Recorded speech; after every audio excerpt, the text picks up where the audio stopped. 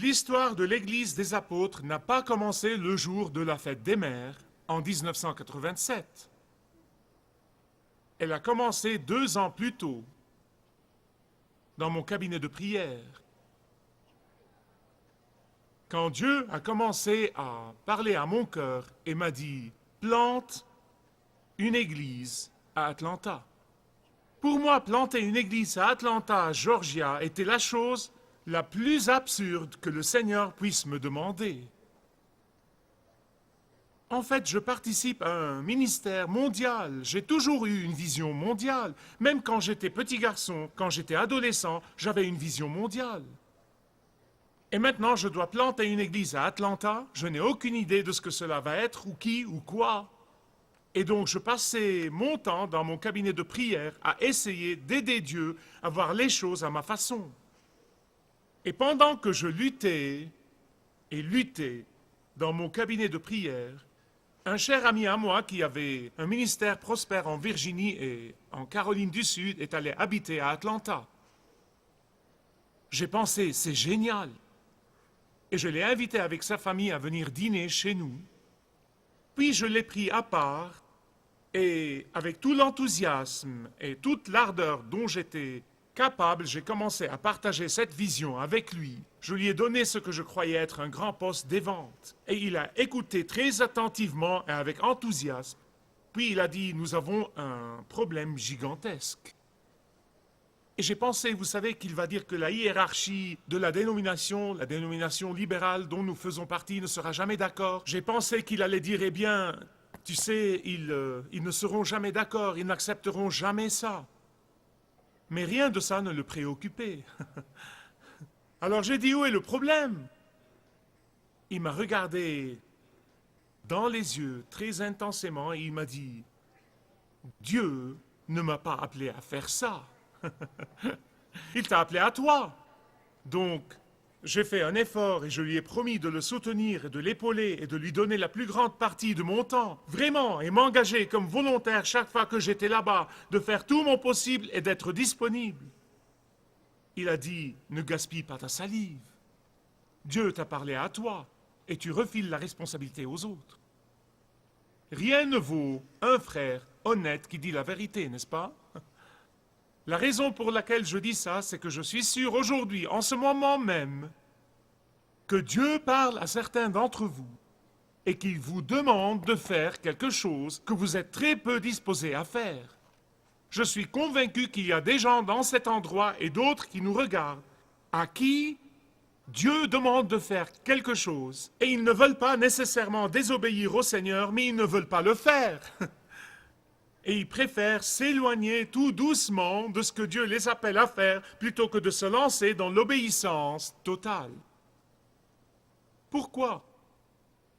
Parce qu'ils croient sincèrement et véritablement que ce que Dieu est en train de les appeler à faire n'a pas de sens. Pour certains d'entre vous, peut-être que Dieu vous demande de donner une chose qui vous est très précieuse, et vous entendez la voix de Dieu et vous ne voulez pas le faire. Tout ce que Dieu demande n'est pas parce qu'il veut quoi que ce soit de vous, il veut vous apprendre à avoir confiance en lui. Et vous faites preuve de mauvaise volonté, et Dieu vous dit aujourd'hui, tu dois faire ça, parce que tu dois avoir confiance en moi. Ou bien certains d'entre vous, peut-être que Dieu vous demande d'avoir la conscience claire concernant la dîme et les offrandes. Mais vous voulez jouer le rôle de Dieu et vous voulez décider vous-même. Pour certains d'entre vous, peut-être que Dieu vous demande de parler à quelqu'un de votre salut. Mais vous êtes malade d'inquiétude au sujet de ce qu'il pensera de vous et vous restez la bouche fermée. Pour certains d'entre vous, peut-être que Dieu vous demande d'appeler quelqu'un et de lui demander pardon. Mais vous préférez ne pas réveiller le chat qui dort. Pour certains d'entre vous, peut-être que Dieu vous demande d'obéir à son instruction dans sa parole concernant une relation, votre relation de mariage. Mais vous êtes catégorique sur le fait que vous avez raison et que votre époux a tort. Je ne sais pas vraiment ce que Dieu vous demande de faire et qui n'a pas de sens pour vous, mais comme quelqu'un qui est passé par là et qui passera encore par là, Je veux vous dire, écoutez-moi avec soin, c'est important que vous compreniez ceci, peu importe combien vous luttez avec Dieu, tant que vous allez obéir à la fin. Maintenant, vous pouvez ouvrir Hébreux chapitre 11, à partir du verset 7. Par la foi, Noé, divinement averti de ce qu'on ne voyait pas encore, obéit à Dieu et bâtit une arche pour sauver sa famille. Par la foi, il condamna le monde et devint héritier de la justice qui est selon la foi. Nous avons commencé une série de messages d'Hébreux 11 intitulés « Ils étaient justes comme nous ». Et nous avons vu dans la vie d'Abel l'adoration par la foi. Nous avons vu dans la vie d'Enoch la marche par la foi. Et là, dans la vie de Noé, nous allons voir le travail de la foi. Tout au long de cette série de messages, nous avons vu que la foi ne peut être démontrée que par l'obéissance totale, par l'acte d'obéissance, car l'obéissance n'est pas passive, l'obéissance est active. N'importe qui peut dire j'ai la foi, mais la différence est que ceux qui ont la foi agissent conformément à leur foi dans l'obéissance. Et la foi de Noé l'a amené à obéir à Dieu, même en faisant ce qui n'avait pas de sens pour lui, ce qui n'avait pas de sens en ce temps-là. Comment Noé a-t-il démontré sa foi? J'ai 3 choses à vous dire. Tout d'abord, il a tenu compte de la parole de Dieu. Deuxièmement, il s'est hâté de proclamer l'avertissement de Dieu. Et troisièmement, il a récolté les richesses de Dieu. Pour une durée de 120 ans, avant le jour du déluge, Dieu a confié un secret à Noé. 120 ans! Nous ne pouvons même pas tenir 120 heures.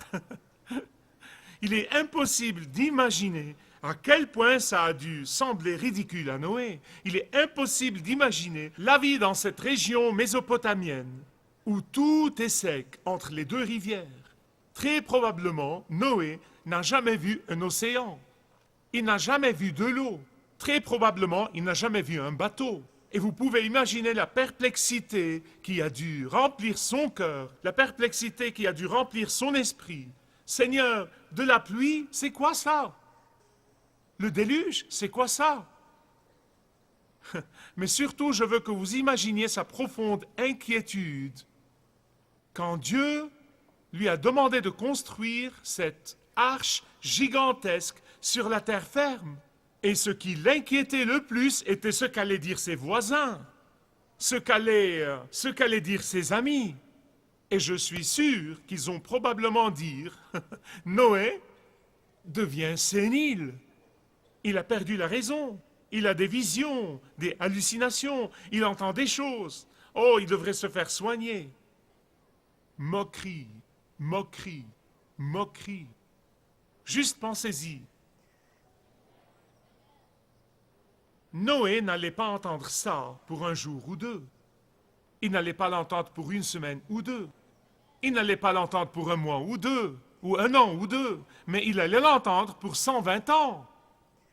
Non, mais on nous dit que si vous entendez souvent une chose, vous la croyez. Mais il ne l'a pas cru. Il devait construire cette arche énorme sur la terre ferme. Pensez-y, ce type n'avait aucune expertise dans la construction de bateaux. Il n'avait jamais vu un bateau. Il n'avait jamais eu accès au matériel de construction. Et il avait toutes les excuses du monde pour dire « Dieu appelle quelqu'un d'autre. Je ne sais pas faire ça. » Mais Noé a tenu compte de la parole de Dieu et il a obéi à l'ordre de Dieu. Vous savez, cette semaine passée, un cher ami à moi m'a appelé au téléphone et sa voix reflétait son enthousiasme.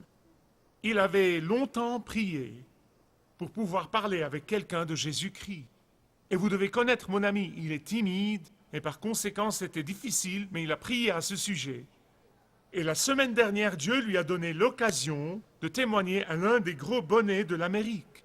Vous auriez dû entendre la joie dans sa voix pour avoir été capable de faire ça. Vous voyez, ce qui est arrivé, c'est que Dieu a ouvert la porte et il est entré par cette porte. Et c'est tout ce que Dieu nous demande de faire. Écoutez-moi, vous m'avez déjà entendu dire ça et je le dirai jusqu'au jour de ma mort. Dieu ne cherche pas des compétences. Dieu ne cherche pas des communicateurs professionnels. Dieu ne cherche pas de présentation impeccable. Dieu ne cherche que la bonne volonté et il fait le reste. Noé a tenu compte de la parole de Dieu et Dieu lui a donné le privilège de construire ce qui est devenu, plus tard, le symbole de la rédemption de Dieu à l'humanité. Imaginez ça. Il ne l'a pas compris en ce temps-là, mais écoutez, nous savons maintenant, comme nous revenons sur le passé, que cette arche était de 438 pieds de long, elle avait 73 pieds de large, et elle faisait 44 pieds de haut. Et imaginez, juste pour vous donner un système de référence pour pouvoir comprendre, c'était la longueur d'un terrain de football et demi. D'accord? Dans un pays qui n'avait jamais vu de bateau. Le peuple n'avait jamais vu de bateau. L'arche était de 4 étages de haut. Elle avait 3 ponts totalisant 96 000 pieds. Le volume total des 3 ponts était de 1,3 million de pieds cubiques. Les experts navals ont conclu que c'était le bateau le plus stable que l'homme connaisse. En fait, il a été conçu pour être stable. Il a été conçu pour être stable, mais pas pour être manœuvrable. Et c'est pourquoi l'arche de Noé est une image magnifique du salut qui est offert à quiconque vient au Seigneur Jésus-Christ. L'arche était suffisamment grande car Dieu ne voulait pas qu'aucun périsse et voulait que les gens y entrent, mais seule la famille de Noé y est entrée. L'arche avait amplement de la place pour quiconque voudrait venir. Écoutez-moi, Dieu ne veut pas, vous le lisez dans l'Ancien Testament et dans le Nouveau Testament, Dieu ne veut pas qu'aucun périsse. Et ceux qui ont péri dans le déluge n'ont pas péri parce que Dieu les a fait périr, mais parce qu'ils ont refusé la voix de Dieu. Ils ont refusé l'invitation de Dieu. Jésus a dit dans Jean 6, 37 qu'il ne mettrait point dehors celui qui vient à lui. Celui qui vient à lui, il ne mettrait point dehors. Noé a tenu compte de la parole de Dieu. Deuxièmement, Noé s'est hâté de proclamer l'avertissement de Dieu. Bien que l'avertissement de Dieu ne fût pas logique, bien que l'avertissement de Dieu fut refusé par presque tout le monde à part la famille de Noé, bien que l'avertissement de Dieu fût raillé et a ridiculisé Noé, Noé n'a pas arrêté de prêcher, il n'a pas arrêté de construire, il n'a pas arrêté d'inviter les gens, il a continué à servir, il a continué sa mission. Les gens se moquaient de lui, les gens le ridiculisaient, les gens le raillaient, mais ça n'avait pas d'importance, écoutez-moi. Dieu a donné à chacun de ses enfants, si vous êtes un enfant de Dieu, si vous êtes né de l'Esprit de Dieu, Dieu vous a donné l'occasion de construire une arche dans votre vie. Peut-être qu'elle n'est pas aussi impressionnante, peut-être qu'elle n'est pas aussi grande, peut-être qu'elle n'est pas aussi imposante que l'arche construite par Noé, mais elle est aussi importante. Écoutez-moi, comme vous construisez l'arche de votre vie sur le Christ, comme vous construisez l'arche de votre vie par la foi, comme vous construisez l'arche de votre foi dans l'espérance, vous distribuez des invitations. Vous faites de la publicité et vous annoncez, venez, qui que vous soyez, Jésus vous aime, il est mort sur la croix pour vous. Viendrez-vous au Christ?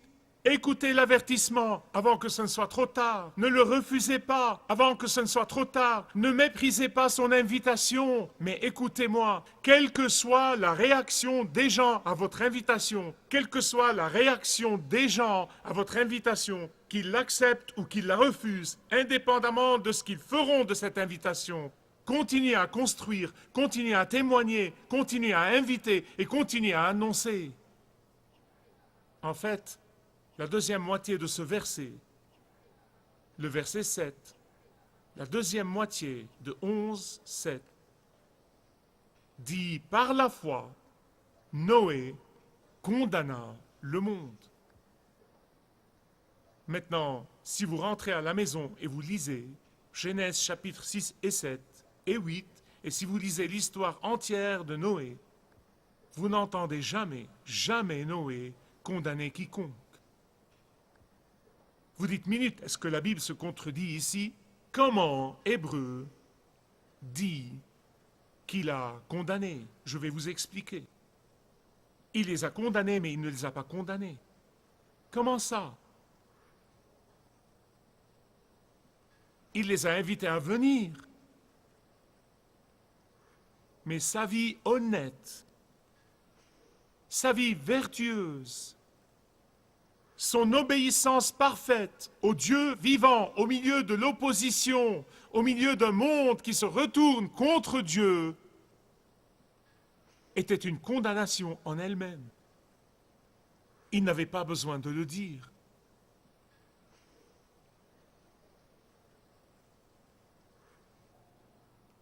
Ceux qui ont refusé l'invitation, pour eux, l'invitation elle-même et l'homme qui donne l'invitation sont une condamnation. Il y a très longtemps, quelqu'un est venu me voir et m'a dit « Je ne peux pas supporter ta présence ». Eh bien, je ne savais que dire. Vous savez, vous ne pouvez pas réagir. Et j'ai dit « Eh bien, tu n'es pas le seul, je ne peux pas me supporter non plus ». Mais il ne plaisantait pas. Le problème est là, il ne plaisantait pas. Puis il a dit « Quand cesseras-tu donc de me condamner ?» Et j'ai dit « Je ne te connais même pas. Aurais-tu un moment ?» Il a dit « Je ne te parlerai pas, même si ma vie dépend de ça. » J'ai dit « Que Dieu te bénisse, pauvre type. » Chacun de nous paraît insensé dans certains domaines aux yeux des autres, que ce soit de sport, de l'arène politique, de l'arène financière, de l'arène sociale. Certains d'entre nous sont prêts à être considérés insensés. Et je suis prêt à vous déclarer aujourd'hui, et je l'ai été pour les 40 dernières années, je suis content d'être insensé pour Jésus-Christ.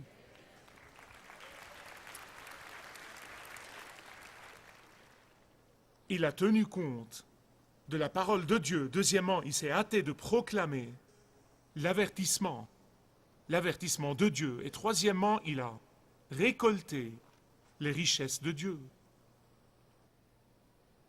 Ceux qui se sont moqués de Noé, ceux qui ont refusé l'invitation de Noé, ceux qui ont endurci leur cœur contre l'invitation gracieuse, ont dû subir les conséquences de leur refus. Mais en ce qui concerne Noé et sa famille, ils ont hérité la terre. Ils ont hérité les richesses de Dieu. Oh, certes, écoutez, c'est pourquoi je vous ai dit qu'ils étaient justes comme nous. Noé a échoué en beauté après le déluge. Oh oui, oui, il n'était pas parfait, il est né dans le péché, et il a échoué en beauté, et il a dû maudire un de ses fils, et Canaan son petit-fils. Mais son obéissance a été récompensée par hériter la terre. En fait, j'ai un mot du Seigneur à tous ceux qui sont d'âge moyen. Écoutez-moi. Parfois, quand nous atteignons une certaine étape dans notre vie, nous commençons à nous faire à l'idée que tous les dangers sont finis et que nous n'aurons aucun problème jusqu'à ce que nous passions à l'autre côté. Mais ce n'est pas vrai, mes amis bien-aimés, écoutez-moi. Les Écritures ainsi que la biographie humaine témoignent du fait que la vieillesse a ses dangers aussi. Noé, après de longues années de marche fidèle avec Dieu, a énormément échoué. Moïse, à la fin de sa carrière, s'est mis en colère et n'a pas pu entrer dans la terre promise. Samuel, l'homme de prière, le prophète de Dieu, a fait passer les intérêts de sa famille avant Dieu et avant le peuple de Dieu et il a subi les conséquences. Salomon a commencé magnifiquement, mais il a fini désastreusement. Josia, après un règne glorieux, a transgressé délibérément le décret de Dieu et a fini sa vie comme lépreux. Il faut signaler que tous ces braves hommes ont été temporairement distraits de leur marche de foi parce qu'ils ont commencé à regarder les bénédictions et non pas celui qui les donne. Comme il nous est facile, à nous tous, de succomber à cette tentation, pour les âgés comme pour les jeunes, il nous est facile de focaliser sur les bénédictions. Vous voyez, en ce qui concerne Noé et sa famille, parce que Dieu tient toujours parole, ils ont hérité la terre. Pas besoin d'avoir un diplôme du séminaire pour vous rendre compte que nous vivons dans une époque très similaire à l'époque de Noé. La méchanceté de l'homme est grande sur la terre. La violence et l'effusion de sang mettent la patience de Dieu à l'épreuve. Le refus de la seule arche de salut, le Seigneur Jésus-Christ, sévit en permanence. Même dans les églises, se moquer de la parole de Dieu et de son message est un divertissement quotidien. Et le jugement de Dieu est en route. Cette fois-ci, ce ne sera pas par le déluge, car Dieu a dit qu'il n'y en aura plus, mais ce sera par le feu qui ne s'éteint pas. Ce sera par les vers qui ne meurent pas.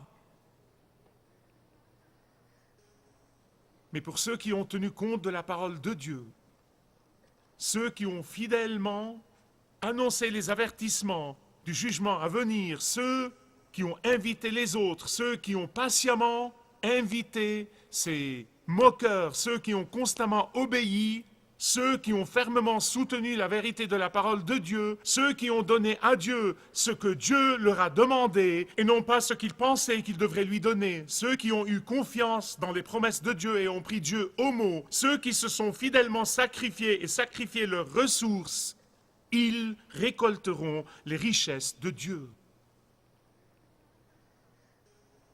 Vous savez, parfois, surtout les petits à l'école, ils ont un prof intelligent qui dit « Vous croyez vraiment tous ces trucs au sujet de Noé et de l'arche, et vous croyez ce truc au sujet de Jonas ?»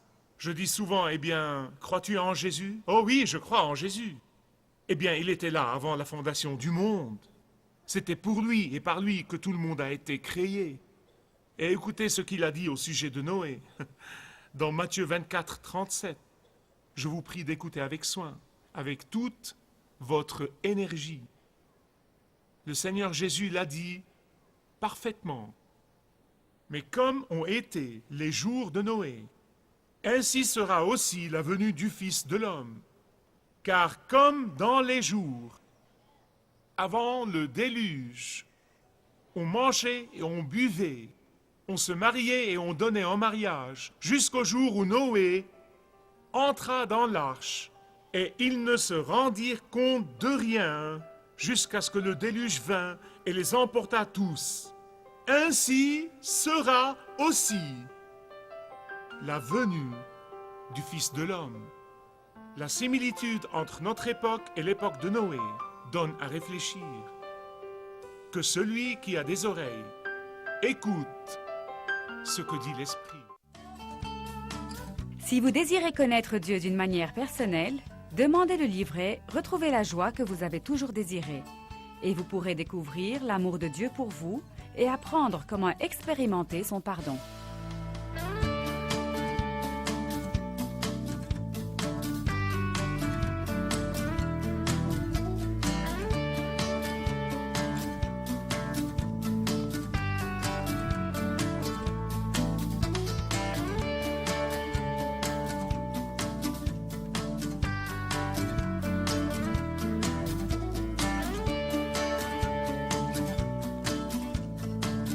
Si vous avez une relation personnelle avec Dieu et vous êtes intéressé à marcher plus intimement avec lui, demandez le livret 7 pas sur le chemin de la foi qui vous guidera dans une relation plus profonde avec votre Père céleste.